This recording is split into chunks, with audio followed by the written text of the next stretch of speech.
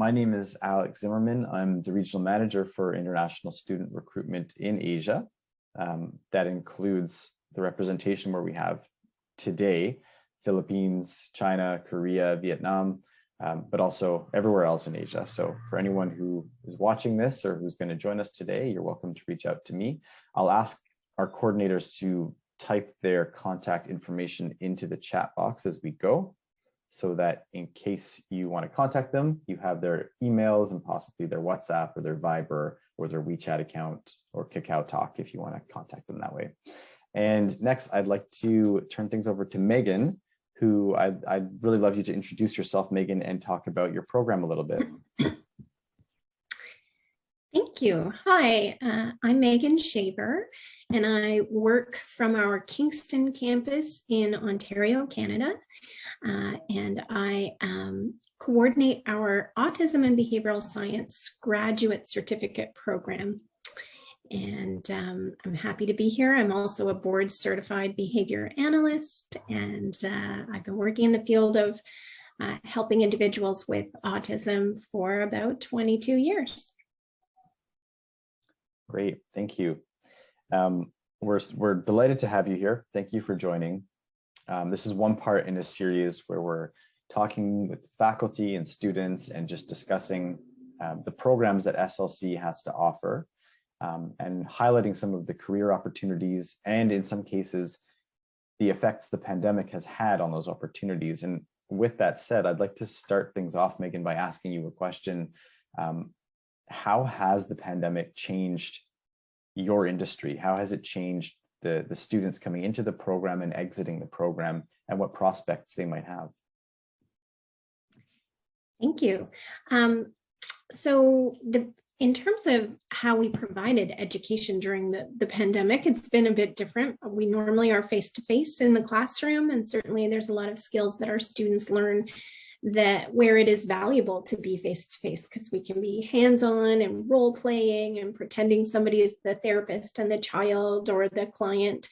But for the last year or so, we've been teaching an alternative delivery virtually, but so has that happened to our field. And so it's been an interesting parallel where many individuals with autism who previously had face-to-face therapy for a fairly lengthy period of time could only access therapy virtually. And so we had to, our entire field as professionals, we had to learn how to do that, who could benefit from it, the best and most ethical ways to deliver that therapy. And I paralleled that in the classroom because then I had to teach my students how to deliver therapy virtually, which we had never had to teach before. So certainly it affected us that way. The pandemic didn't change whether people had autism and needed the special skills of our graduates to learn. And so I wouldn't say there was a profound change in the availability of jobs. In that sense, by now during the pandemic, people have gone back to face-to-face delivery of services and are now doing business sort of as usual, but with all of the COVID protocols and some telehealth here and there where it makes sense to do. But this would be a population who is fairly difficult to serve through a screen for sure.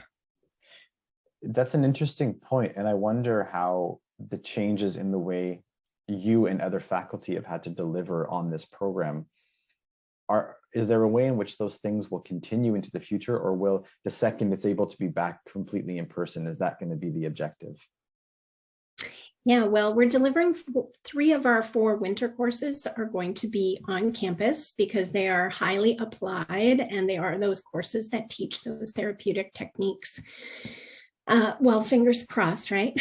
That's the plan for the winter semester this year. I think by and large, we recognize that there are some courses that can be delivered virtually, but that I wouldn't see a time when the entire program would go virtual, because I do still see the benefits of that.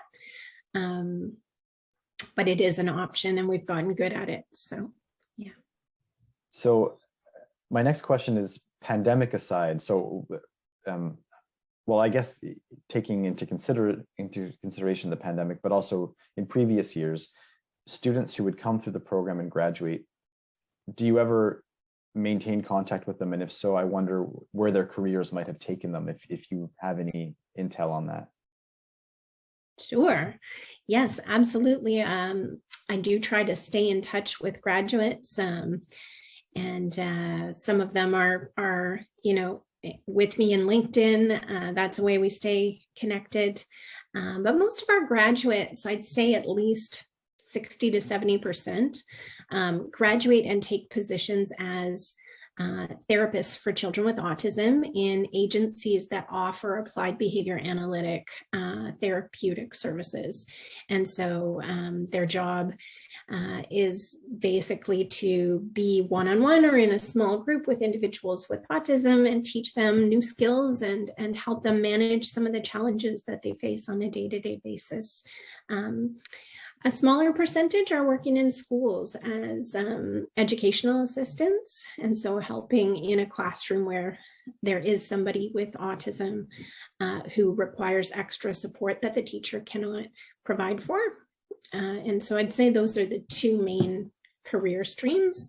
But we also have students who leave and are excited and impassioned about applied behavior analysis from their year with us, and they go on to do a master's degree, and their goal is to become a board certified behavior analyst. So we have a lot of students who will work full-time and do a part-time master's program to continue their learning in this area.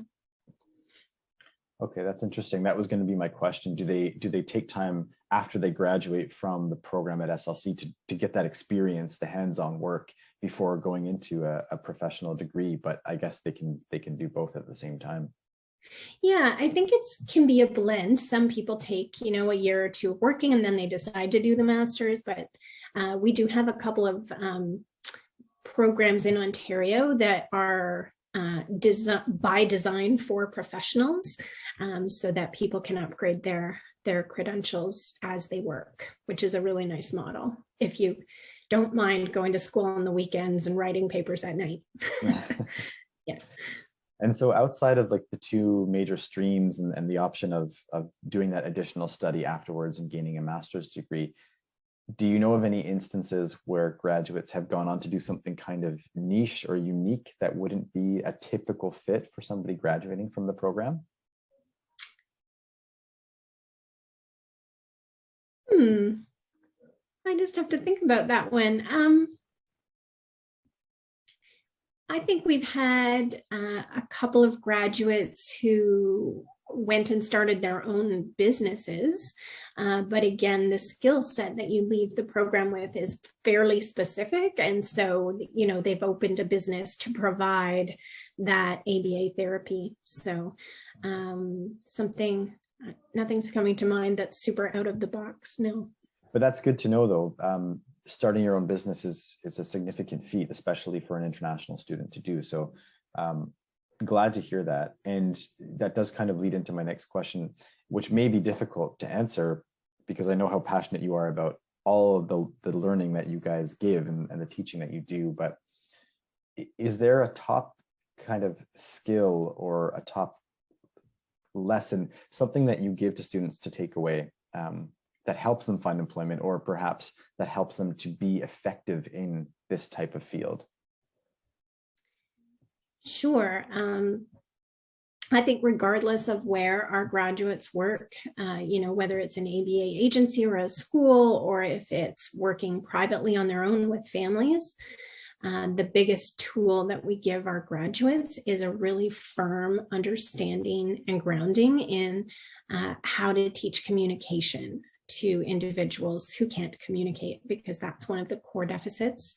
And so if a person with autism cannot talk, we have a heavy focus on ways to get them talking or ways to get them communicating that doesn't involve talking, which might be sign language, or it might be exchanging a picture to say what they want or need in a moment, or sometimes it's electronic devices that speak for them.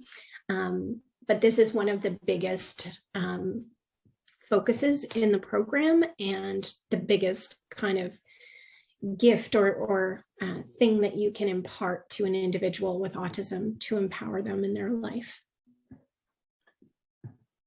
As part of the curriculum, is there a placement included in this program? And if there is, what type of impact does that have on the potential to find employment upon graduation for students? Yeah, great question. Placement is basically the best part of our program. We have two. Our students are on placement now. The first placement happens in the fall semester after coursework. So we call that a block placement. And so you'd finish all your courses in 10 weeks, and then you go full time on placement for 4 weeks. And then that happens again in the winter semester. So we do 8 weeks of coursework and then 6 weeks of placement full time. And so by the end of the program, students actually have 10 weeks of experience in the field. And I always love when students are out, because I've already heard it from the current students. They say, Megan, they're doing those things that you talked about in class at my placement. And I'm like, yeah, I know. Isn't that wonderful? And so it's where, everything starts to come together for students, and they're seeing everything happen in real time. How it connects to future employment is huge. This is where you're meeting. I always encourage students to try to take a placement in an area they intend to live, because the people at the placement, if you make a good impression, they're going to be your references. They possibly might hire you. There's a high turnover rate because commonly in Ontario anyways, the people filling these types of positions are young and female. And so there tend to be a lot of maternity leaves and opportunities come up. And so if you are there ready and you know the people and you've demonstrated how great you are already, it's very easy to slide into those opportunities. So with the placements, go ahead, yeah, Sue. I have a question. Some of our students got a job from their field placement. So do you have any experience from our students? Any first-hand experience? Okay. Sorry, I'm not sure I understand the question. I think Sue is asking if there's a particular instance of when a student who did a field placement had that employer then come and basically hire them straight out of the program, which I think it sounds like it's possible. Yeah. Absolutely. Yeah, that's happened, several times. I wouldn't say it happens every year, but certainly there have been lots of instances of that happening over the course of the last 5 years. Yes. And I think it's important to remember that getting a placement is not, work has to be put in from the students to get that placement, and to retain employment with that employer or to find any employment upon graduation, a lot of the responsibility comes down to the student and their motivation to do so. It's not a given ever. So even if you've found your placement and you've done well, you still have to make sure that you're putting in the work to get that employment, to make your presence felt. So this is a post-secondary institution, and this is a postgraduate program. So you are expected to bring a level of professionalism to your academics, but also to what your career aspirations might be. So Megan, building off of that, you mentioned the prospect, the importance of the placement, first of all. Do you find that most of the placements that students do get are within SLC's community or communities, or do they tend to move outside of the community upon graduation?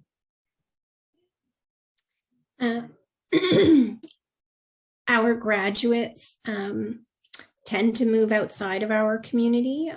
I would say, although when you say community, I'm not sure how large you think that is, but we have a lot of graduates who come here from the Durham region or Ottawa. I think those are kind of out of our our typical SLC catchment for Ontario.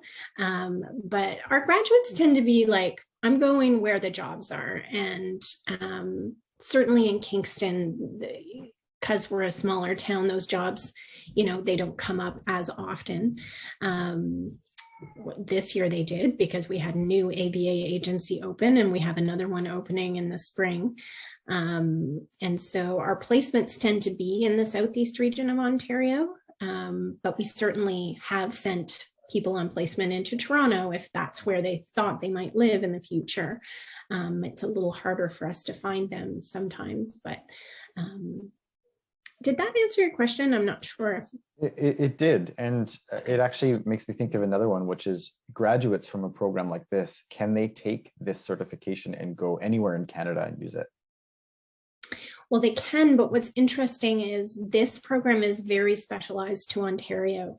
And so when our graduates move outside of Ontario, I really encourage them to educate possible employers on what this credential has provided them, because you won't find autism and behavioral science graduate certificate programs in any other province. It's very unique. It was a program that was developed to actually feed our Ontario Autism Program, which is a funded program in Ontario.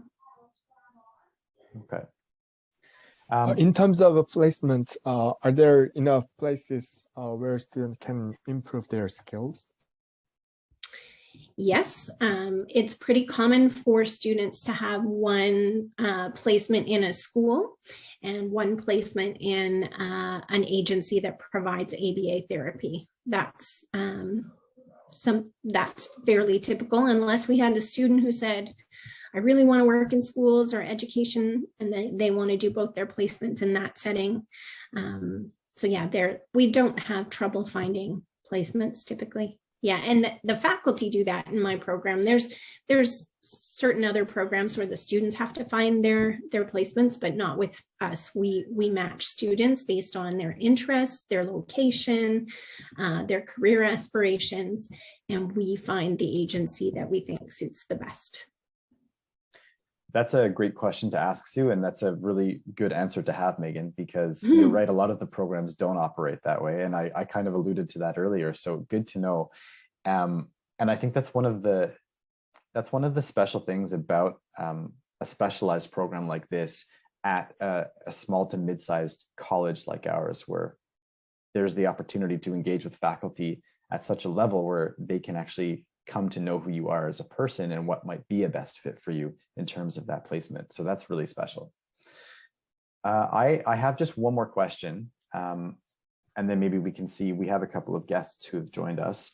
Actually, so before I even ask that, there's been a question placed in the chat. So is there a governing body or certification in order to work in this field? Yes, there is.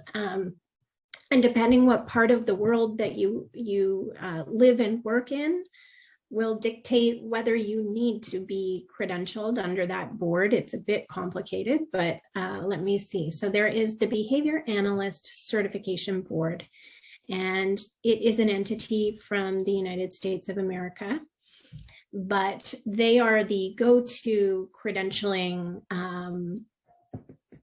body for people working in applied behavior analysis, not just autism, but ABA can be, it is a science that can be used with any human, really, right?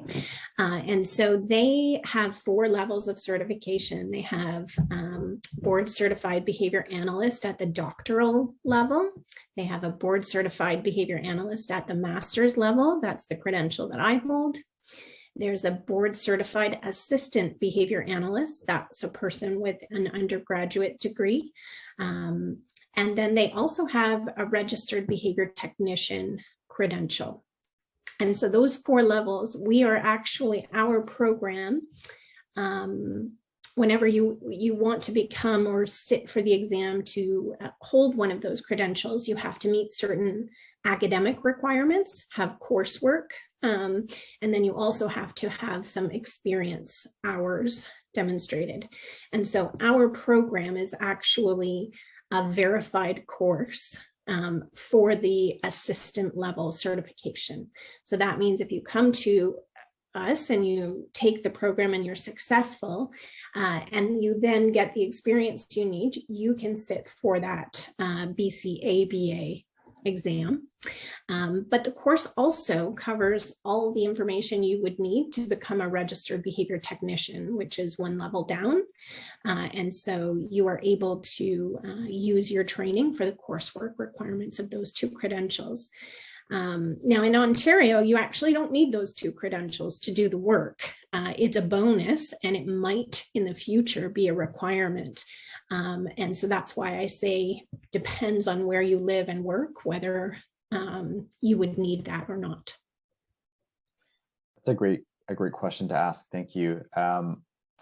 And I'm curious, do you find, because this is a postgraduate program, do you find that when you have international students coming to the program, do they tend to have a specific kind of academic background or professional background already? I'd say our international students mostly come with either a degree in psychology, or we also have a lot of students who come with a master's degree already in like education or social work, sometimes those types of areas. Yeah, that we only tend to have maybe 1 to 2 per year or none. So yeah, that's my recent reckoning on the backgrounds. Okay. And going back to the idea of doing the master's degree, obviously it makes sense when you look at what the post-grad certificate can get you into, and then how you can develop your career within Ontario specifically. And from an international perspective, it makes sense to come to do a program like autism and behavioral science, graduate, work for a few years, and when you get your PR status, so your permanent resident status, then as a resident of Canada, if you wanted to go back to school, you pay domestic tuition fees instead of international fees. So it gives you that opportunity to really build, to take the time to build as well, to do that, to get that work experience, get yourself settled in the country, and then go back and continue studies if that's what you're interested to do. So good to know. Absolutely. And I think when it comes to our international applicants, it's an important distinction that this program is not a master's degree. I think there's sometimes some confusion with that because we have the word graduate in the credential, and so it feels like graduate studies, like a master's degree, but it isn't. But it is highly specialized training. And what I would say is a lot of our international students come from countries where there isn't this expertise. So there isn't the possibility of studying this where they live. And also this type of therapy might not be that available where they live as well. And so I've found that really interesting to discuss. And we've certainly had also international students who did not stay in Canada and chose to go home to their home countries and bring the skill set to their communities, which I think is also a really good path. Yeah, definitely. Okay, my last question for you is kind of a broad one, but do you have any advice to give to, supposing you have students here who are graduating, what advice would you typically give them for those looking for employment or just going out into the real world to use the skills that they've developed? Advice that I give my graduates who are looking for work is apply to everything and take the first thing that comes. And try, when you're building your career, I think you can't be too picky in the early days. I certainly, when I graduated, took some jobs that weren't my intended, how I saw my life unfolding in general, but they taught me things, and they were stepping stones and connections. And so I really encourage our grads to do that. I encourage our grads to get really connected with their placement contacts and to stay in touch with each other and with me, so that, if you're not employed right away, at least you're still in the community of people and hearing about what's going on Yeah, and just to try and go out in the world with some optimism, I think is really important. That's good advice, and it goes a long way. And I echo that sentiment.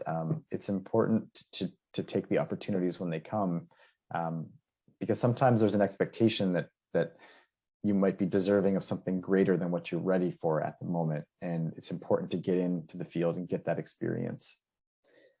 And I have a question. It is my last question. So I know SLC provides small classes. So how many students in one classes? Sorry, things got a little strange for me there for a moment. If a question was just posed to me, could it be repeated? Oh, SLC provide. I know SLC provides small classes.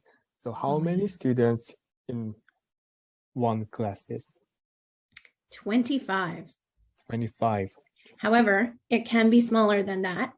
Some years we actually might not fill up, and you might have an even cozier cohort. But yeah, we get to know each other very well in our program. It's quite lovely. Okay. Good. And that's important too when you're going out into the work world, to have those peers as contacts that you've developed close relationships with, because you never know how that will benefit you as you proceed in life and with your career. So I can see we've had a couple of students join us. Any questions from our country coordinators, from the students who have joined us? Any questions from you, Megan, for our teams? Anything at all, you're welcome to type it into the chat or ask directly. I'll also, while you're thinking of questions, please make sure, so SLC Philippines, Korea, China, Vietnam, please input your contact details into the chat box so that students can contact you if you haven't already done that. And just indicate the country, of course. But yeah, any questions that you have, now is the time to ask before we sign off. So I'll put the floor open for a couple of seconds here.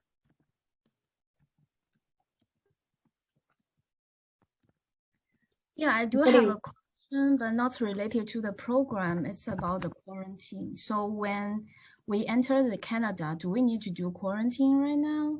Like quarantine at the hotel, like for 2 weeks? So this is it. We can take this question offline, and you can. I know you're already in contact with our rep in China, so I'll let Tyrion speak with you offline about that.